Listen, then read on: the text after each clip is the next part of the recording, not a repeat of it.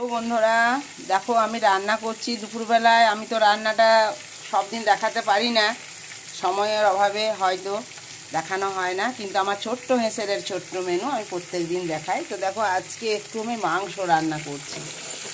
এই দেখো, তো মাংসটা রান্না করছি, কিভাবে করছি, এটা কিন্তু খাসির মাংস, ঠিক আছে?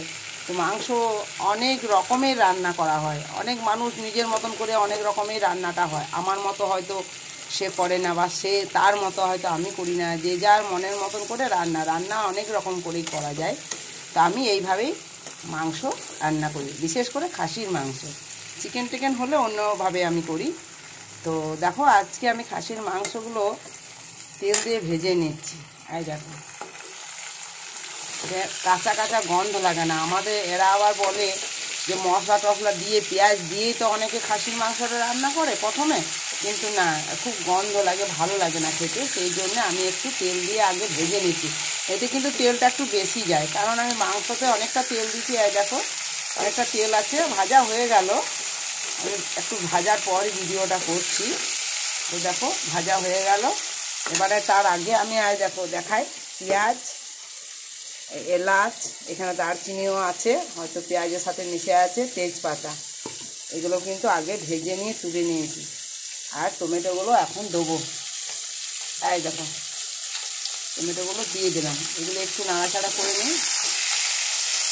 আর এটাতে কিন্তু আমার আদা, রসুন, পেঁয়াজ আর টমেটো, একটা টমেটো দিয়ে ভালো করে মিক্সিতে পিস করে নিয়েছি। একদম কি সুন্দর, একদম মেইন পোস্ত বাটার মতো মিক্স করে নিয়েছি। আর তার সাথে আলুগুলো ভেজে নিয়েছি। আমাদের আবার আলু ছাড়া মাংসের ঝোল চলে না। এই দেখো, আলুগুলো একটু ভেজে নিয়েছি, ছোটো ছোটো আলুগুলো, বেশ ভালো, মাংসের সাথে খেতে ভালো।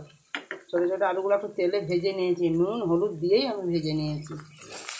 এবার হিসেব মতো আমাকে নুন দিতে হবে, কারণ মাংসতেই কিন্তু নুন হলুদ মাখিয়ে আমি ভাজছি, যেমন মাছ ভাজা হয় সেরকম করে হালকা ভেজে নিচ্ছি। হয়ে গেল। দেখো এবার আমি মশলাটা দিয়ে দেবো।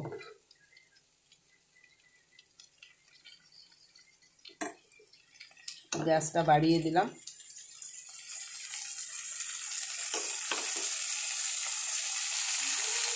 হ্যাঁ, একটু দাঁড়াও, আমি লাইটটা ঠিক করে আসি। এই দেখো, আমাদের আবার লাইটের খুব ঝামেলা। এই দেখো, একটা লোক চায় এই লাইটগুলো ঠিক করার জন্যে। রান্না করতে করতে ভোল্টেজ বাড়ছে আর কমছে, যা গরম, এত জল হওয়ার পরও ফ্যান লাগিয়ে রান্না করতে হচ্ছে। দেখো মশলাটা আমি দিয়ে দিই।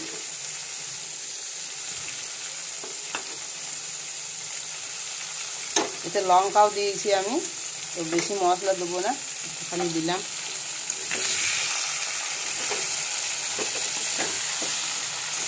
এটাও আমি ভেজে নেবো। দেখো আমার মশলাটা ভাজাও হয়ে গেল, খুব সুন্দর হয়েছে, গন্ধটা খুব ভালো বেরিয়েছে। ঠিক আছে, এরপর আমি সব কিছু যা আছে পেঁয়াজ আমি সব কিছু দিয়ে দেবো। আমার জায়গাটা না গ্যাসের অল্প জায়গা, এই অল্প জায়গার মধ্যে আমাকে রান্না করতে হচ্ছে। আমি রান্না প্রতিদিনই দেখাতে পারি, কিন্তু আমার সময় হয় না রান্না দেখাবার।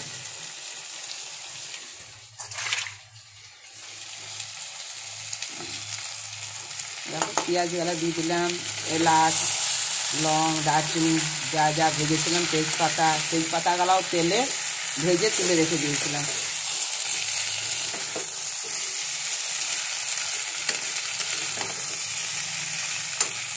একটু ভেজে নিই।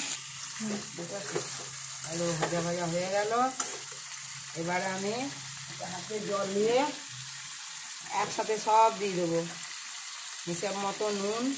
দেখো নুন দিলাম, আলু ভাজাতে নুন আছে, মাংসতে নুন হলুদ মাখিয়ে দিয়েছি। একটু একটু করে আমি সব দেবো, তাড়াতাড়ি করে সব দিয়ে দেবো।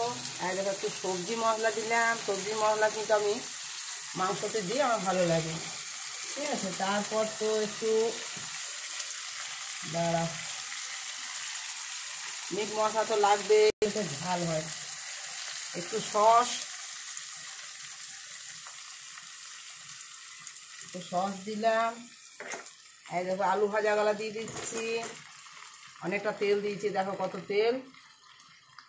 এটা জল দিয়ে নেবো, একটু মিষ্টি দিয়ে দিই, মিষ্টি দিলাম, মিষ্টি। পাতা, এই দেখো একটু মেথি পাতা দিলাম। এটা হচ্ছে আদা রসুন বাটা, টমেটো বাটার জল তো দেবো। এটা আগে আমি থালা ধোয়ার অনেক তেল লেগে আছে, তেলটা দিলাম। কড়াইয়ে করছি, বন্ধ। কড়াই শিখবে, কি কড়াই শিখবে? হ্যাঁ হোক, বিশাল করা হবে না, অনেকটা হয়ে যাবে না, মুখে জল গোটাই বেরিয়ে যাবে। টাইম মতো হোক বা বিশাল প্রকারে কি সবাই করে, কড়াই করে।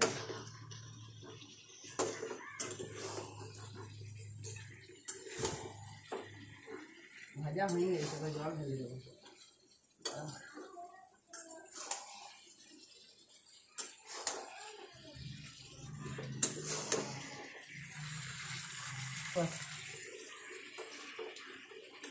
এবার জল ঢেলে দিই।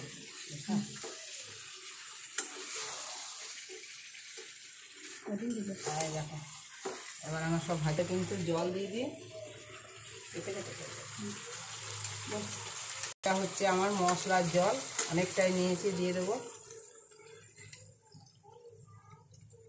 আর বেশি মাখামাখো করবো না, একটু ঝোল ঝোল করবো। ওই জন্য এখানেও একটু আছে, এটাও দিয়ে দিই। সিদ্ধ হবে খাসির মাংস, একটু সিদ্ধ হতে টাইম লাগবে। সবটাই হয়ে গেল, আর কিন্তু একটু নুনটা দেখতে হবে, একটু নুন লাগবে বলে নুন দিয়ে দিলাম।